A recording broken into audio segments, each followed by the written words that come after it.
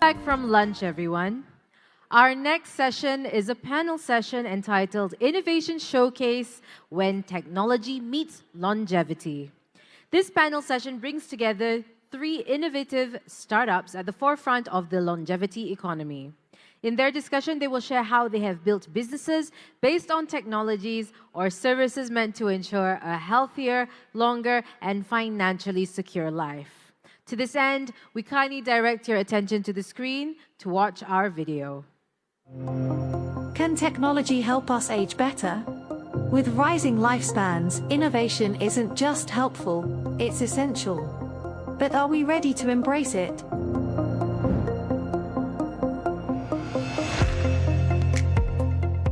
Contoh kalau mesin ni kita pakai current, nanti kalau teknologi sudah maju boleh pakai lagi kecil, mesin dari kecil daripada ini pun untuk selesa untuk boleh berniaga. And at this age where information is everywhere and is easily accessible, it is important that we choose the right things that we can use to help us age better. Kalau ikut zaman sekarang, dia akan lagi banyak membantulah. Sebab kadang-kadang bila dia dah tua ni, macam-macam dia tak larat. Dia bila dia tak larat ni, teknologi ni one of the benefit, dia akan jimatkan masa kita. So kalau dia dah jimatkan masa, bolehlah dia rehat lama sikit kat rumah tu. Apa yang kerajaan dah buat sekarang ni, apa yang ada ni pun dah baik. Cuma teknologi itu mungkin untuk orang-orang yang dah warga emas ni diberikan special price lah, special punya service. Who knows, maybe if AI was around and as advanced 20-30 years ago, my arwah atuk tak meninggal kot cancer. Or maybe they could have found a solution. No, they always tend to not to cope with the technologies, you know. They not to cope with the technologies. Say, oh, our time is past already. I don't need to learn all this, you know.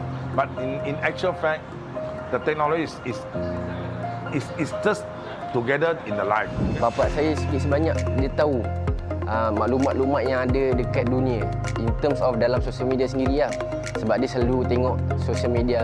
Tak banyak lah kita tahu untuk call atau dengan mesin tu je lah. Kita tak ada apa lah, kita dah tua ni. Tak tahu nak tekan apa, nak hutang tekan apa. Semua cucu tunjuk, ni tu.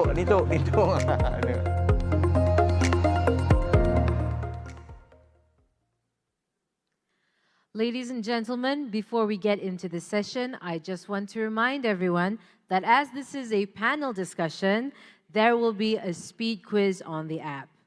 The top 5 members of the leaderboard will win something. So if you are interested in being one of those 5, this is the time to make sure that not only do you pay attention to the panel discussion, pick up the key points and answer the speed quiz before the session ends. Now, the moderator for this session is Mr. Afzal Abdul Rahman, the Chief Digital Technology Officer of the EPF. He has over 25 years of experience in managing enterprise IT operations and large-scale IT systems implementation. And Sheikh Afzal currently drives digital and technology strategy and development of digital capabilities and competencies to achieve strategic business.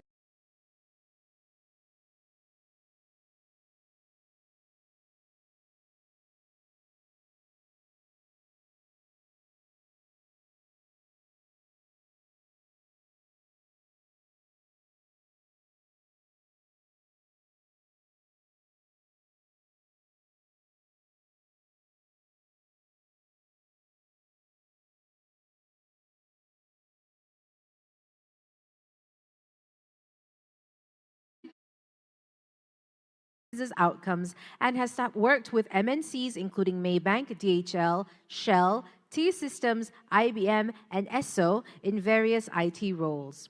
And Afzal also currently serves as a board member at Telekom Malaysia and TM Digital Innovation Sendirian Berhad, Credence, and is a vice chair of the Technical Commission on ICT at the International Social Security Association. Please join me in welcoming Afzal Abdul Rahman and panelists Samuel Ree, Oretha Herrera, and Dr. Lim Meng Hui to the stage.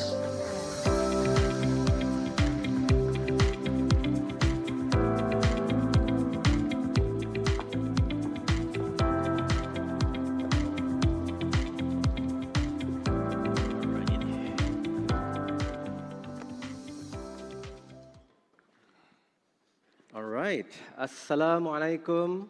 Good afternoon. And salam sejahtera, everyone.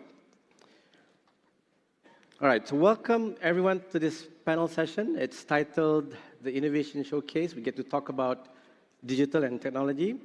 And in this particular panel session, we'll explore when technology meets longevity. And we're quite at an interesting and fascinating intersection around how technology, but not technology, but also innovation can shape the way we age, the way we care, and the way we thrive in later life.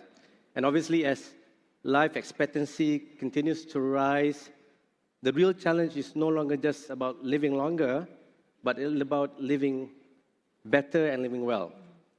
And what that means is it's not just about financial security, not just about having adequate savings for retirement, but ensuring that we continue to be healthy, we continue to be physically active, we continue to be mentally sharp and socially connected and able to age with dignity.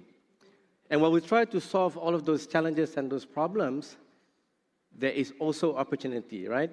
We heard yesterday from Ali Nazri, the older adult segment, above 65, is the fastest growing segment. It's roughly 771 million in 2022, roughly 1 out of 10 or 10% of the population. But it is expected to double to 1 billion plus by 2050.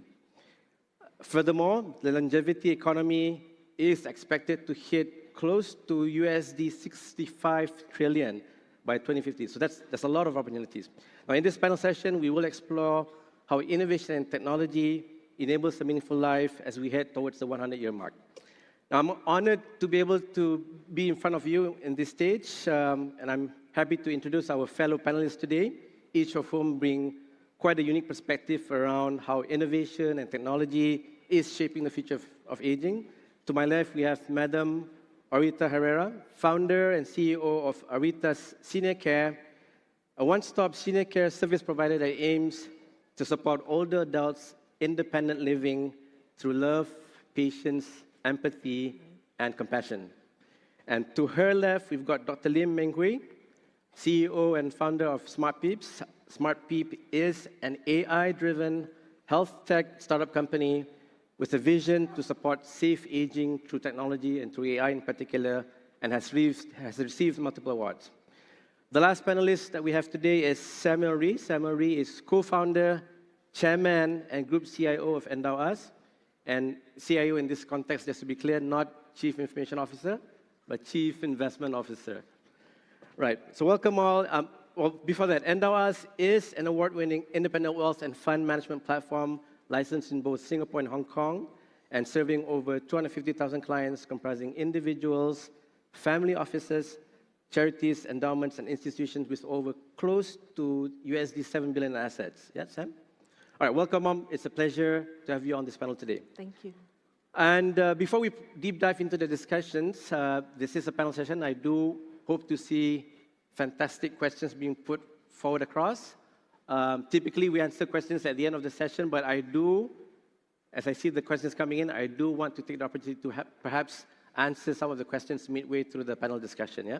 So feel free to be able to forward your questions, and let's move on. All right, so let us begin with a quick round of introductions around your organizations, your businesses, before we deep dive into challenges and also looking at what other support aspects needs to be put in place to be able to scale up the businesses further.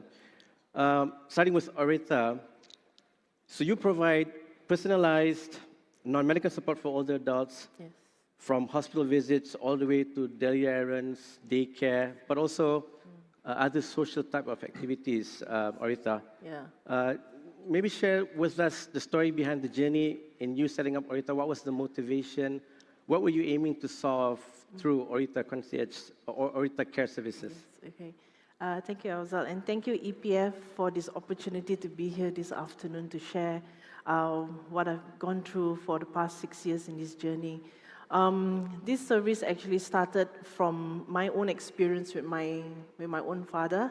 And that was in 2010 when I used to go down to Seremban every other 3 months, 2 months for his hospital appointments.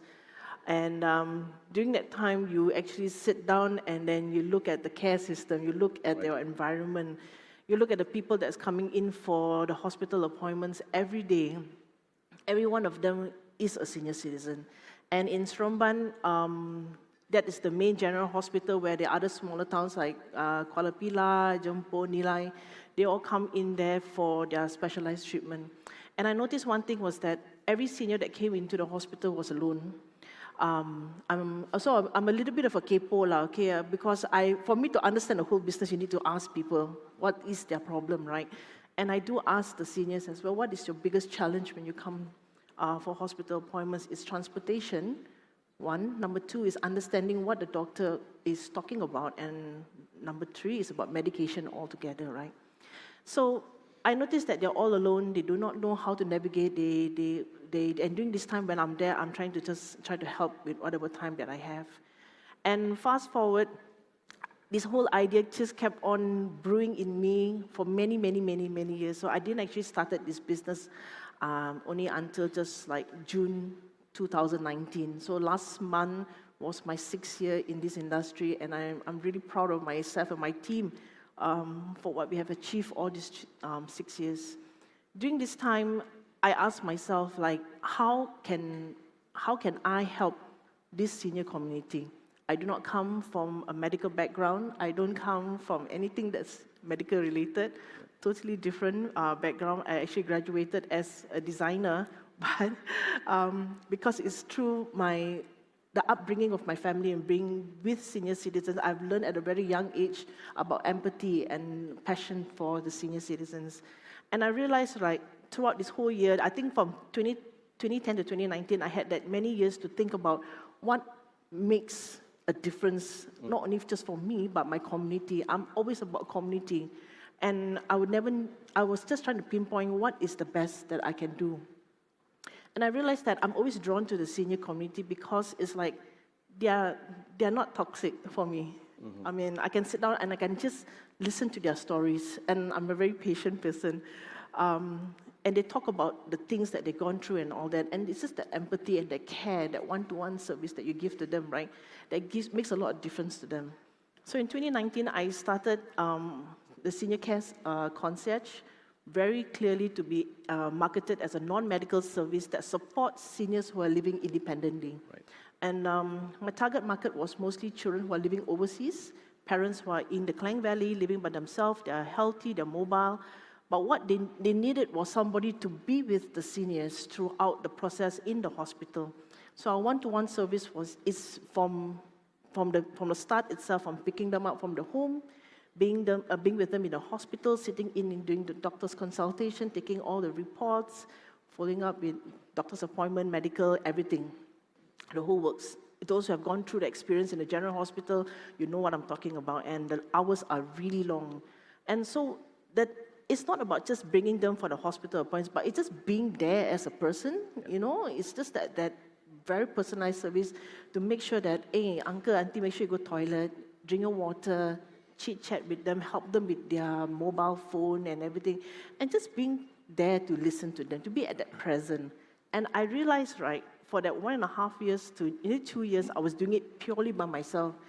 And I was like, wow, this is an experience which I know that it can go further.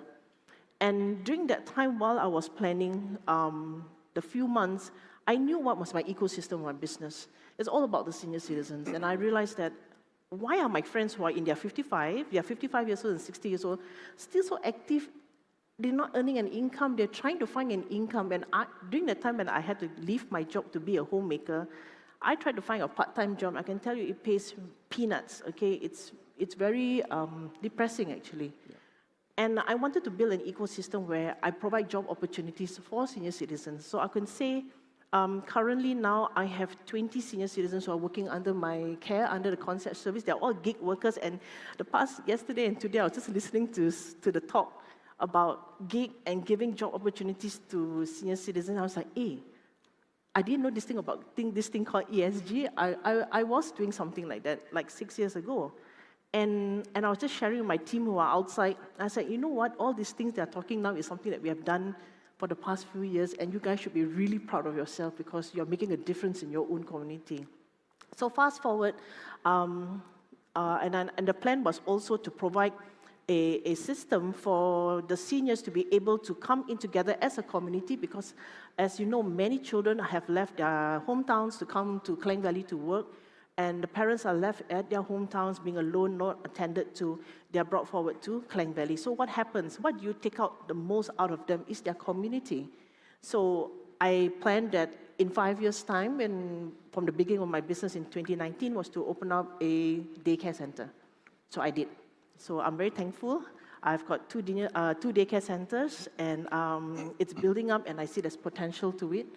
And we are also serving the B40 groups in Lembah Subang area with a grant that was provided by Yayasan Hasana. What we want to do is also empower seniors to be volunteers to be able to earn an income from helping the B40s as well. Thank you. So yeah, Thanks. That's a wonderful sharing. And I'm glad that, while you're addressing a need around companionship and, concierge services for the elderly group, that you're also providing opportunities of employment for those who care about this industry. Just want to move on to Dr. Lim. So you provide solutions to help improve safety and also care quality in the hospitals and other institutions. Walk us through your journey. What was the motivation behind your solution and your platform, and what benefits does it bring to the industry? Sure. Actually, our work at SmartPip was basically inspired by a deeply personal experience of mine. Right. My late grandma had a fall at home, and she became afraid of walking after that. So that fear actually slowly took away her confidence and independence. And not long after, she actually passed away. So this incident actually made me realize how serious and how underaddressed these stories are among the older adults. So at that time, I was an AI researcher in a university. I always wanted to build something that is meaningful and be able to contribute to the society. Yeah.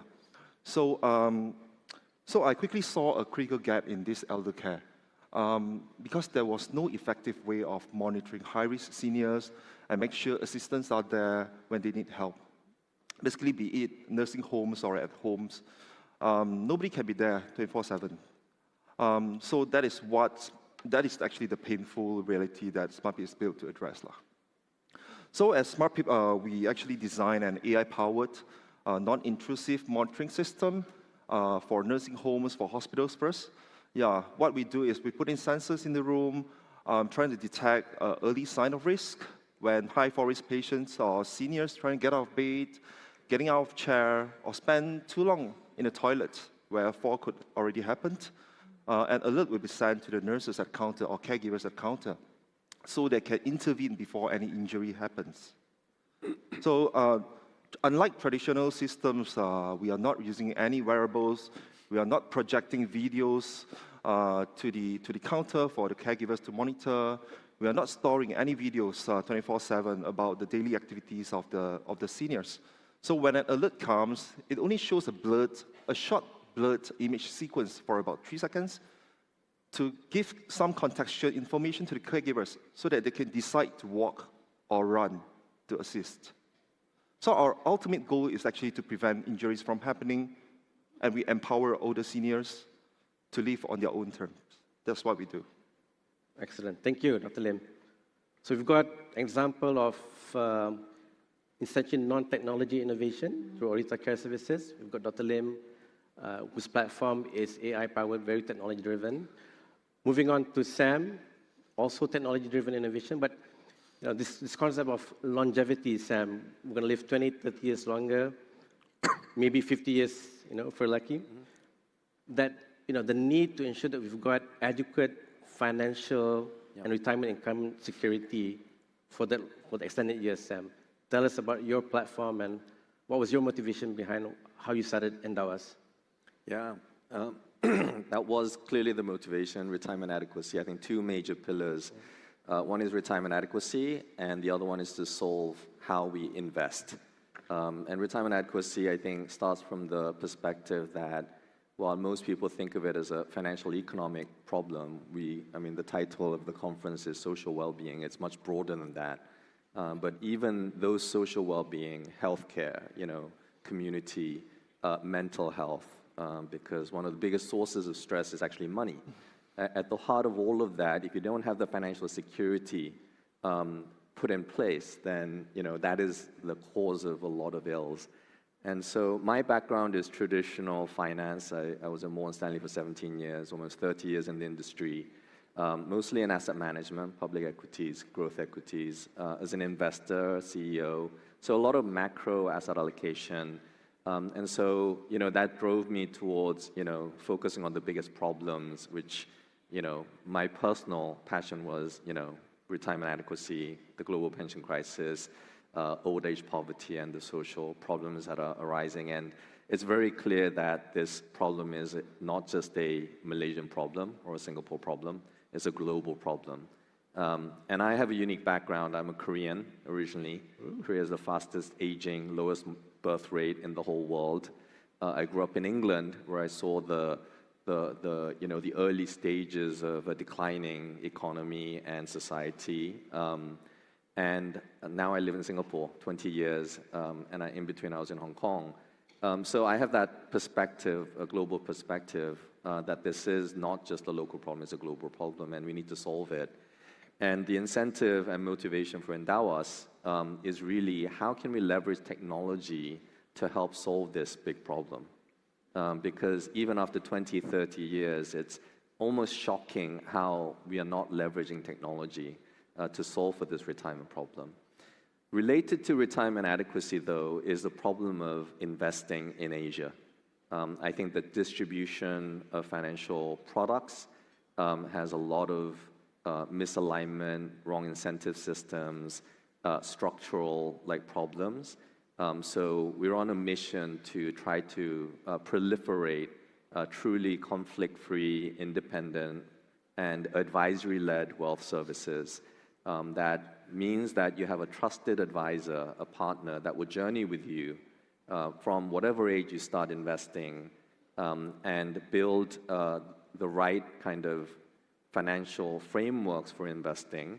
And that's where our name comes from, endowment investing for all of us, following an institutional framework like I did at Morgan Stanley Investment Management, of institutional kind of Yale endowment model of investing, liabilities-driven, strategic asset allocation, which can be done for individuals, and then accessing, institutional products and solutions, delivering it in a seamless experience on a cutting-edge technology platform, leveraging AI where we can, and increasingly we are. And as a result, can we improve the probability of success in individuals and families reaching their retirement adequacy goals? And not just for public pension. So we are known as the first digital advisor in Singapore for the Central Provident Fund, CPF. So we're the only digital wealth platform where you can invest your public pension, CPF, your individual retirement account, which is called the Supplementary Retirement Scheme, and your personal savings and your private wealth, all together holistically towards a common long-term financial goal, such as retirement. And now we're in Hong Kong. We're not in Malaysia yet, but we know that there's an opportunity where I think public and private partnership can allow Malaysians to also work and use their EPFs, their corporate and individual retirement, and their personal savings, private wealth, towards their long-term goals. And so leveraging technology is critically important in this day and age, and we're advancing, investments in infrastructure, operations, fund distribution platforms, B2B services, AI, et cetera, to help achieve that goal. Thank you, Sam. I want to go back to Aurita. I mean, you've got a very fascinating service that you provide. So, well, you've got the concierge services, daycare, but part of the challenges that you attempt to address to Aurita Care is concerns or declines with respect to social aspects, right? So I understand, having researched your portal and what have you, that you've got social activities that are part of the offerings that you provide. So the concept of getting the elderly together, being socially connected. Can you just maybe talk a bit about that? Yeah. What you guys do, what you guys offer, Yeah. and how does that help to improve the overall health conditions for the elderly? Okay.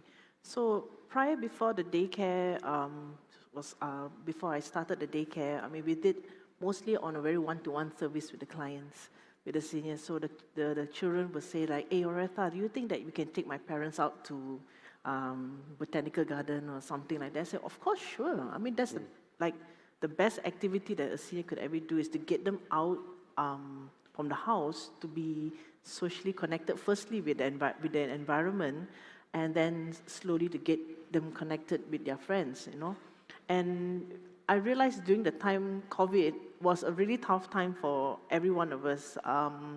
During the time when the first lockdown, there was a lot of issues where I can't even get food to my clients and everything, right? And they were locked in. And then the second lockdown, we were able to go to the hospitals.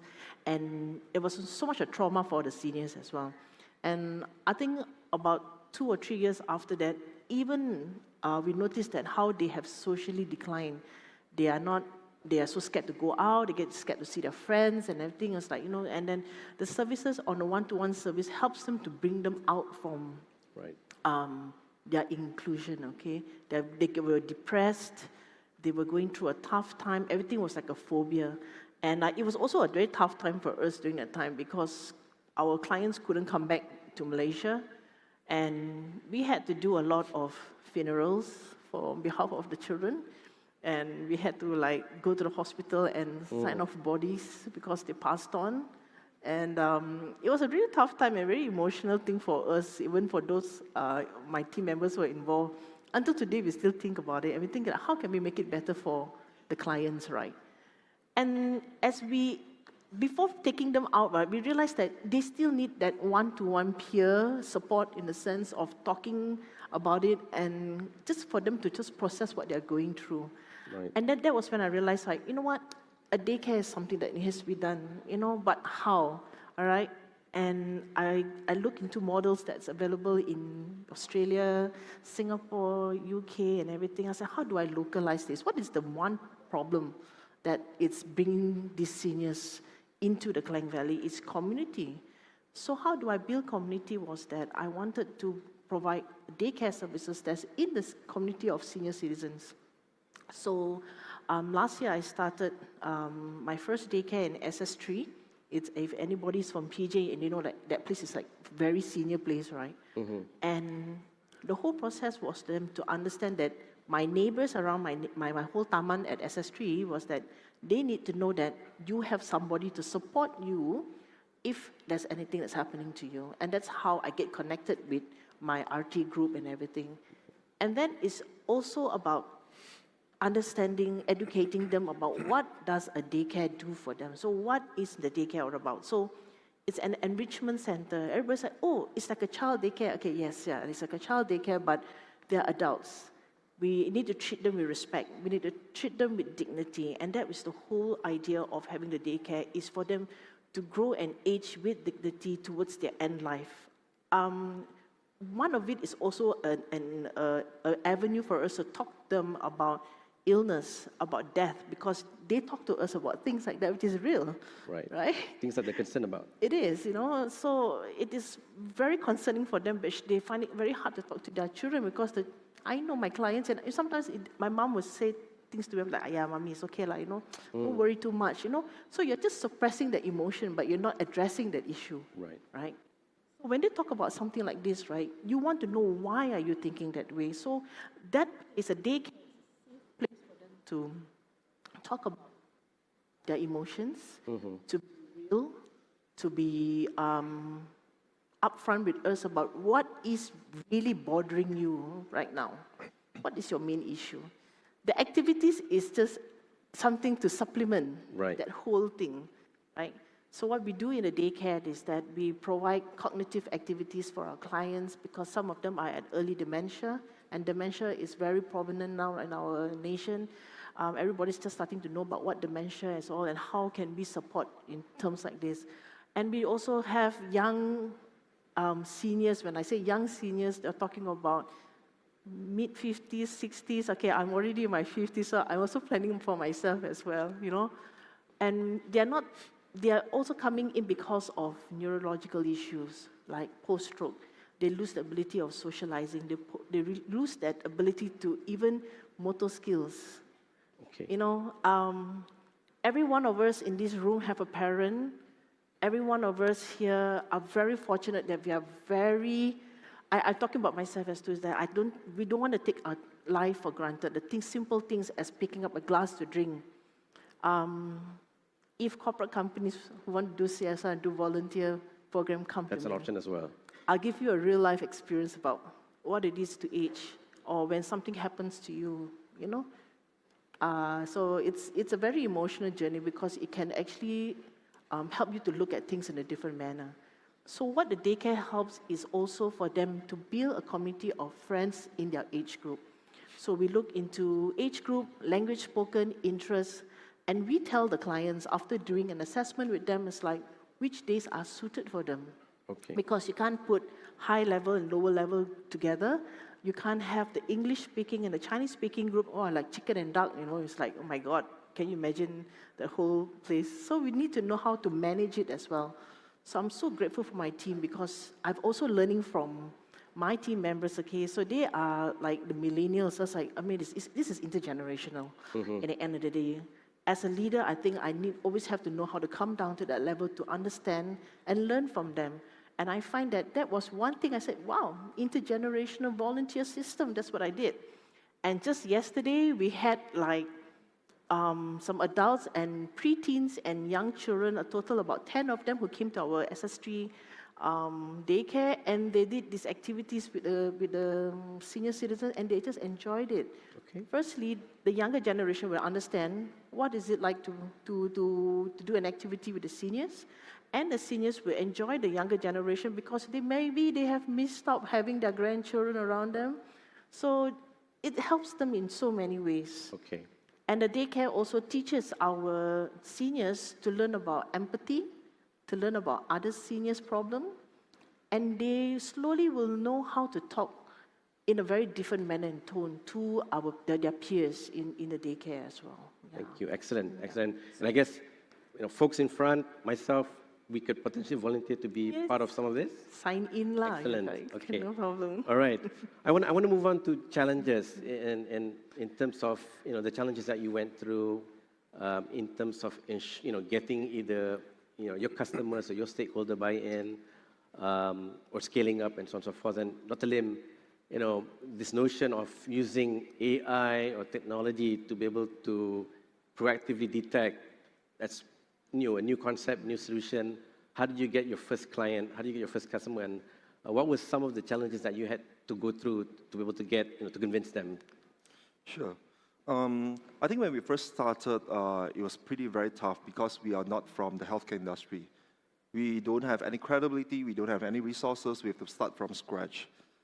So I think healthcare is a very highly regulated and people-centric industry.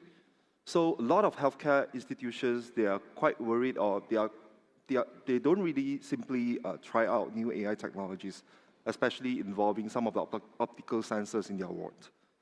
So we sense a huge, I would say, the resistance to change in the healthcare line. You can see that the sensors they use could be 20 or 30 years ago technology. And the nurses have been complaining for so many years, and they are still using it the next year and following year. So I think the main worry over here is they are worried that when they take in new technology, it will affect their daily routines and also add to their workload because they are already so understaffed and everyone is actually overloaded. So initially, it was a very, very challenging experience for us. But fortunately, we were able to close like 1 to 2 early partners to try out the system.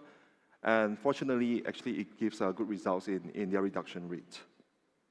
So fast forward to 2025, where we have actually come a long way since then. We are currently serving more than 20 hospitals and assisted living facilities, including residential, retirement villages, and also blind homes. Our results are impressive. We have averaged reduction rate of 72%, and nurses are 2.5 times faster in assisting those residents, which we are actually very happy about. I think our next phase would be actually to serve the KKM hospitals, because that is the place where most seniors will go. And the fall rate in public hospitals are so many times higher than the private hospitals. And we hope that we have the opportunity to serve. Thank you. Sam, we had a number of discussions on Endow Us, the platform, the iInvest, the EPF almost equivalent platform, if you will. But obviously, you're probably 10 times, light years ahead in terms of, the functionality and capabilities and so on and so forth.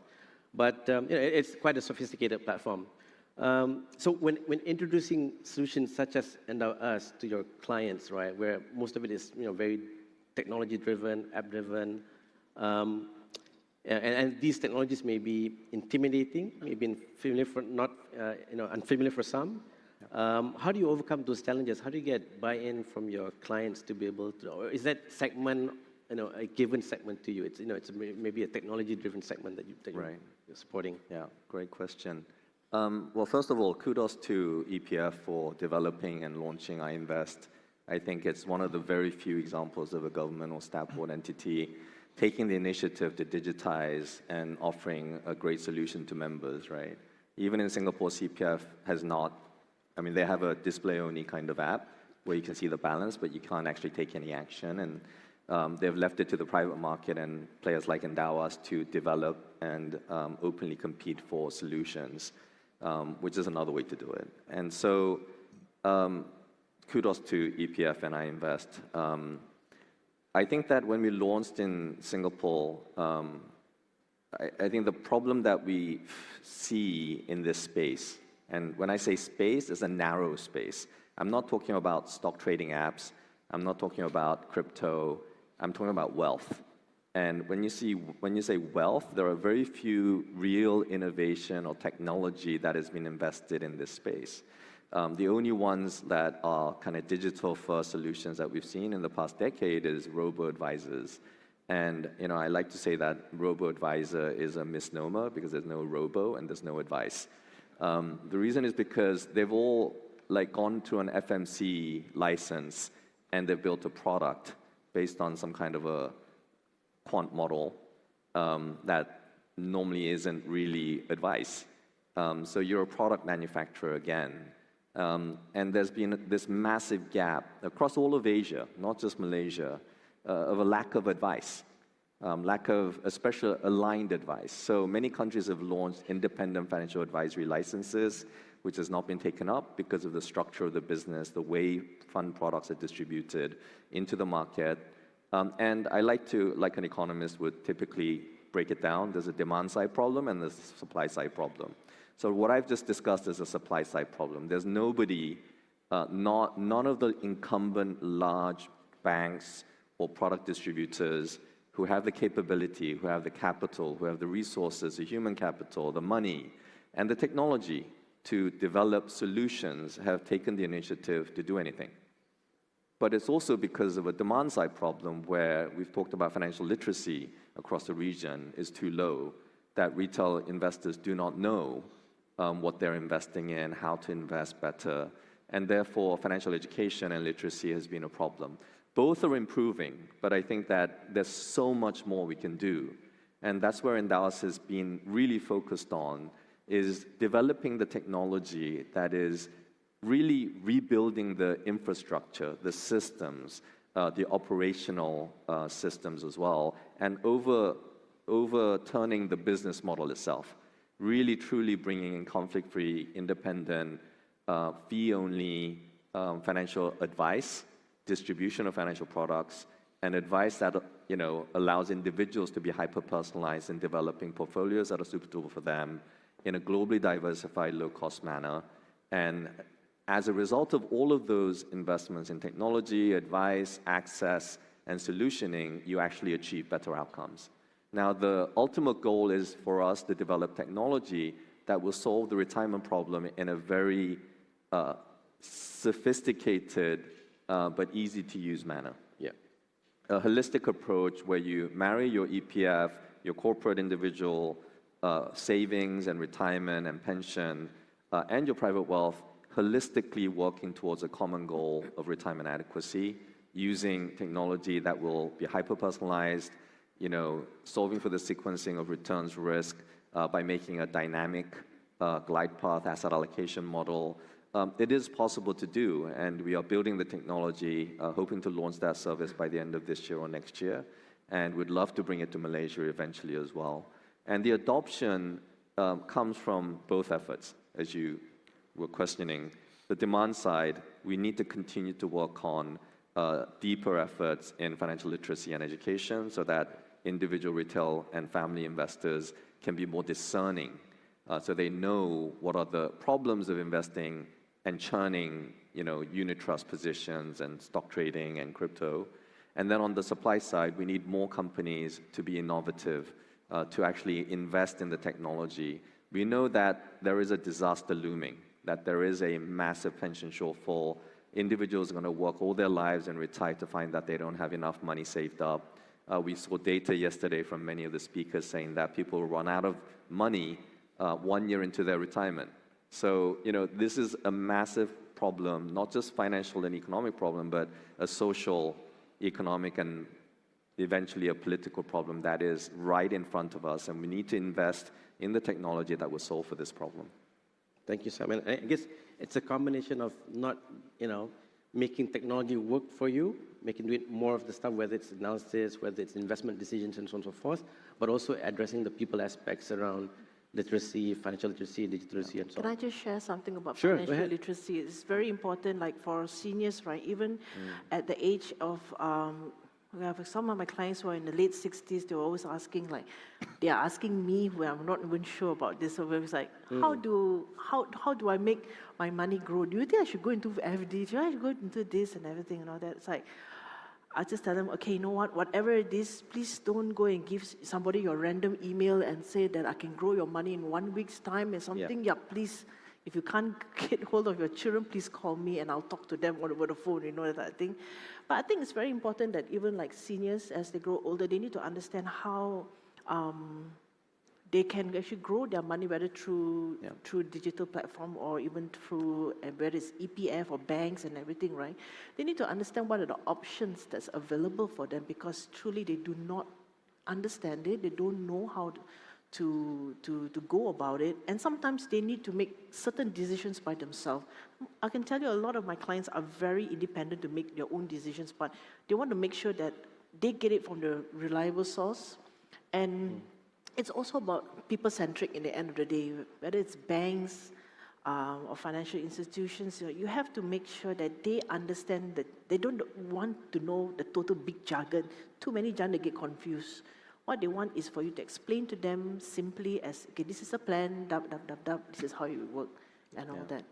And my personal experience where I've brought my clients to the bank and all that, I always have to tell the officer, I said, don't mind, please can you explain it slower, a little bit louder, right?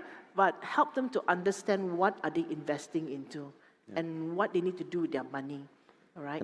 And I have personal experience with EPF, and kudos to EPF. I tell you, their service is like tip-top, okay? I had a client who cannot walk and everything, but they did a curbside service for us in PJ.